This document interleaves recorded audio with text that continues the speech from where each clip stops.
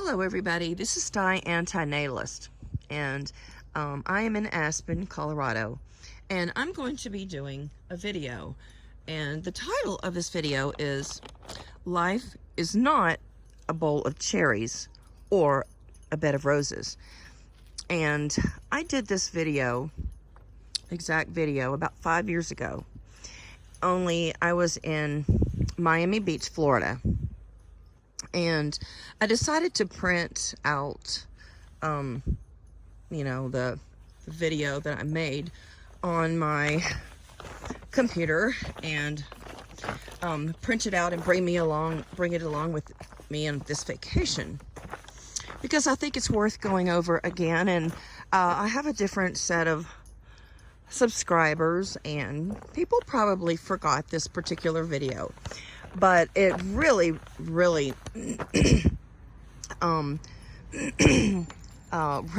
just reminds me of my mom and her take on life. And it'll seem ironic because she and my dad had children on purpose, basically, and so that was their choice. And anyway, so I'm gonna start it and hope we don't run into any bears because there have been bears around, and I've seen bear scat. But the aspens are beginning to turn color, so it's really pretty, and this will be my first fall video in Aspen. Okay. Life is not a bowl of cherries or a bed of roses. Irma Bombeck said, "There's nothing sadder in this world than to awake Christmas morning and not be a child." The issue of growing up and having responsibilities, jobs, and debt seems to confront many adults, and especially those who had children. Adults have to make choices, and children are temporarily shielded from some harm and responsibilities. My own mother, had a saying or idiom that she loved repeating, and it was, quote, "Life is no bowl of cherries," unquote, meaning it was not carefree. There was a song, "Life is Just a Bowl of Cherries," published in 1931, which its lyrics included, "We are not here to stay. We are on short holiday. The strongest oak must fall. The sweetest things in life to you were just loaned. So how can you lose what you never owned?" Well, that's pretty true. I mean, there's many losses in a person's life, and basically things were only loaned to you. So that's kind of a hard pill to swallow, isn't it? That's not what we bargained for, was it? I mean, the fact that we were placed into existence without our permission, and yet everything is loaned to us. I was probably about 10 when I heard my mom's pessimistic quote for the first time, and it perplexed me then. I suppose her comment referred to her children complaining of a chore to do, or she met with some misfortune, sickness, or setback. When I reached my teens and even early adulthood, I gathered more mental clarity and perception. I recollected the confusion and hypocrisy I initially experienced as a young girl, without maturity to assess how I truly felt about her words. I remembered my mom saying, which also shifted from "life is no bowl of cherries" to "life is no bed of roses," which basically means the same thing, in that life is full of troubles and uncertainties. Here is a quote from Maya Angelou. Letter to my daughter. I'm convinced that most people don't grow up. We marry and dare to have children and call that growing up. I think what we do is mostly grow old. We carry accumulation of years in our bodies, on our faces, but we generally, our real selves, the children inside, are innocent and shy as magnolias. Unquote. Okay, I do agree with her in that having children doesn't make you grow up. And certainly, children are innocent because they have not reproduced and did not choose existence. Richard Paul Evans wrote a quote, "Dance, dance for the joy of childhood. Dance for all children, including that child who is still entombed beneath the responsibility and skepticism of adulthood. Embrace the moment before it escapes our grasp. For the only promise of childhood, of any childhood, is that it will someday end, and we must ask ourselves what we have given our children to take its place, and is it enough?" Well, it certainly wouldn't be enough because, you know, every child that grows up, you know, will meet a different fate if they do grow up, if they live long enough. And there are many pitfalls, shortcomings, diseases, frustrations during the process of growing up. Mr. Evans didn't mention the troubled children or abused and unhappy ones, and he didn't confront why parents have children only for their lives to end someday as happy-go-lucky beings who cross that rocky road to adulthood. I recall my parents warning me that someday I would be grown and not have the luxury of being a child, having bills to pay and adult stresses to endure. There is a large degree of hypocrisy here. Why would a biological parent engage in reproduction and denounce it or criticize it thereafter? It is inconsistent to claim knowledge of the burdens of adulthood. Go ahead and procreate and impose burdens on another. This equals a failure to follow one's own principles.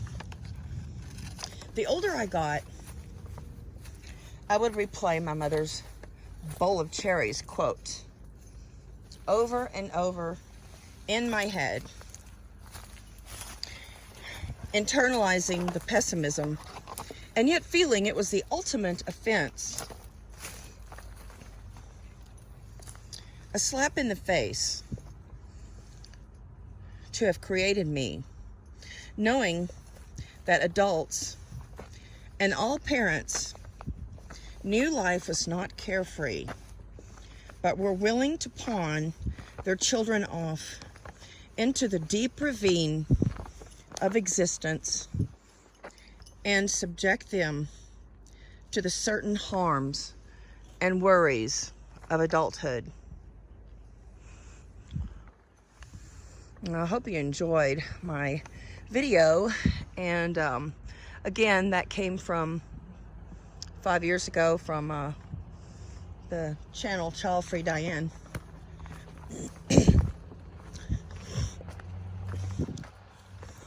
I thought it was pretty good. I really I liked creating that, and I'm just gonna taper off with some vacation footage, and we'll probably see some bear scat up here because this is where I've seen it before.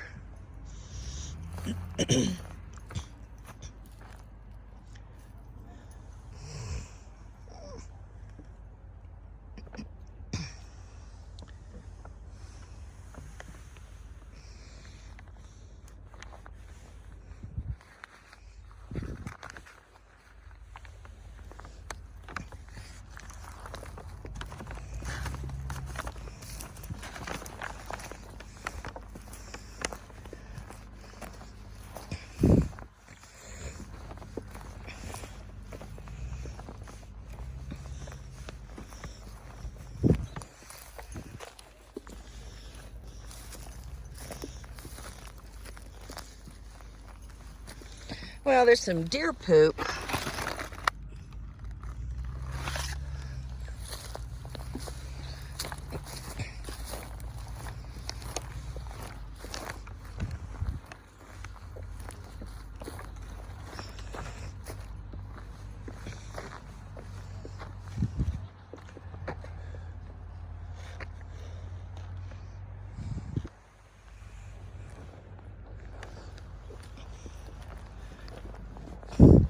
I wonder if any of you that are watching my video, did your parents have any kind of, you know, saying like my mom did?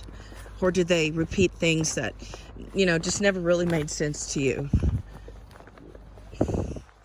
It seemed almost, oh, there's a big mushroom.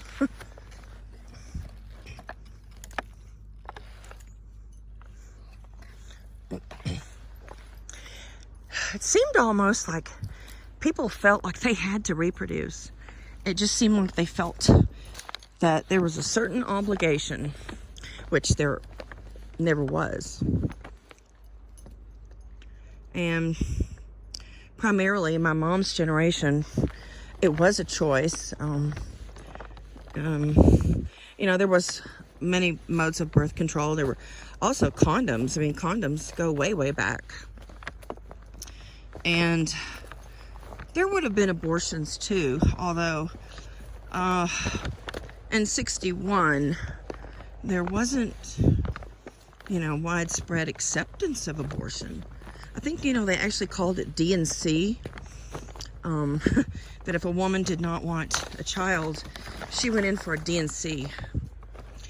And I knew a woman who, she had 5 boys. And we grew up with this family. When I was older, I dated one of her sons. And she told me that she thought she was pregnant with a 6th child. And her husband asked her to go to the doctor to get a D&C. And she said that she didn't want to do that because she wanted to keep the child. Oh, but, yeah, can you imagine 6 children? I can't. Oh, I would just rather die. But, yeah, as it turned out, she was not pregnant. And, so she did not, you know, get that abortion.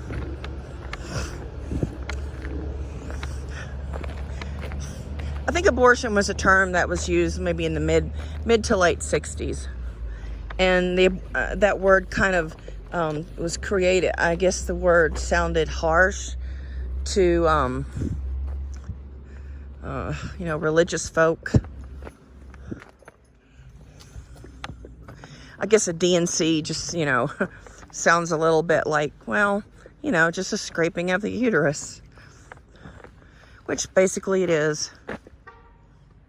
But I guess to a woman who wants to, you know, keep a growing child, a growing fetus,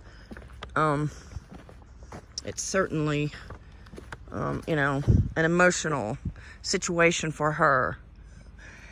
But, you know, the husband who ejaculated inside of, her name was Gloria, inside of Gloria so very many times to produce the first 5 children,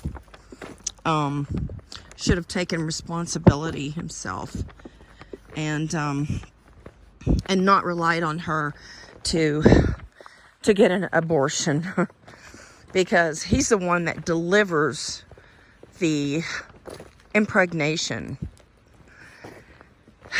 And you know, he's the one that received the orgasm that caused the pregnancy. So,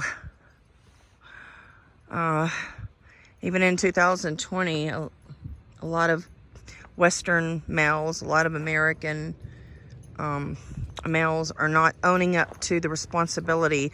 And American men of all the Western countries, or like, well, compared to Canada, Americans are falling short of getting vasectomies. Canadians and Europeans are the most prolific at signing up for sterilization. It doesn't say too much about American men, I don't think.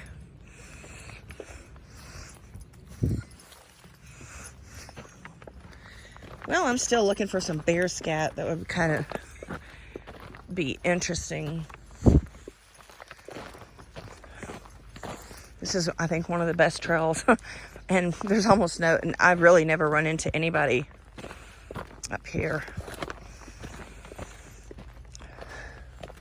The weather's perfect. I would say 70 degrees Fahrenheit, no humidity.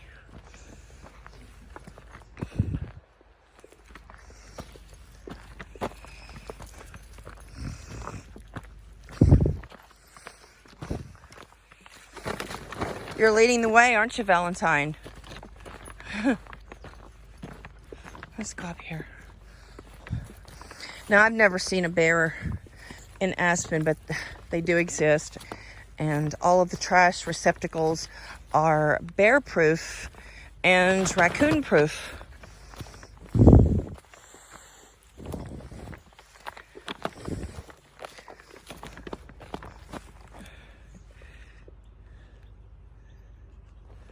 I'm getting kind of out of breath. The altitude is pretty high up here. And I've only been in town a couple of days, so it's one of the highest altitudes in the country.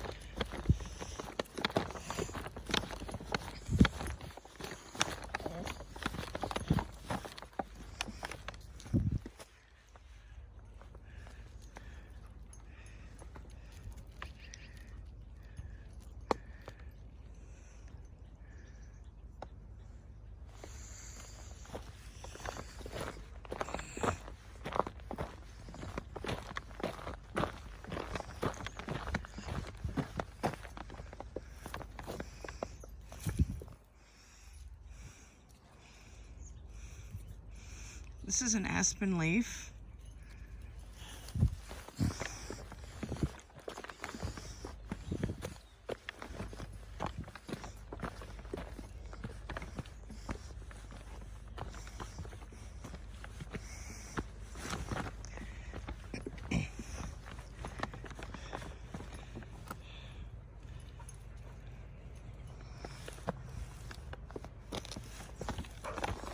Valentine looks to be out of breath too.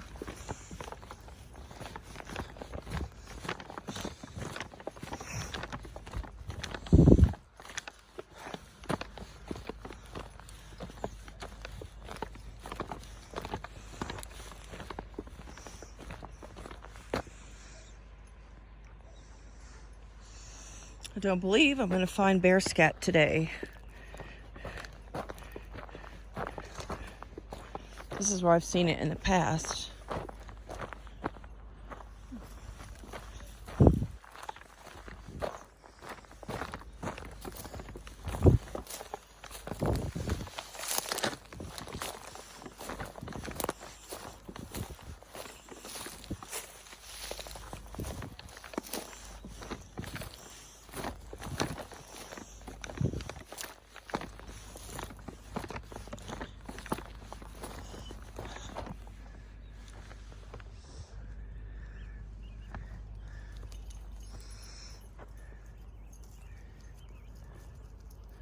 So thank you for watching our beautiful video of the Ute Cemetery in Aspen.